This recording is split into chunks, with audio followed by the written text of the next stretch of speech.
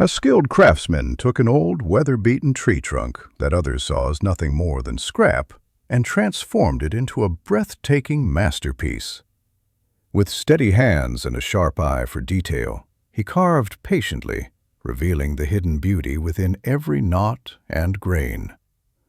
What began as a rough, forgotten log slowly turned into an elegant work of art, each curve shaped with precision, each texture polished with care.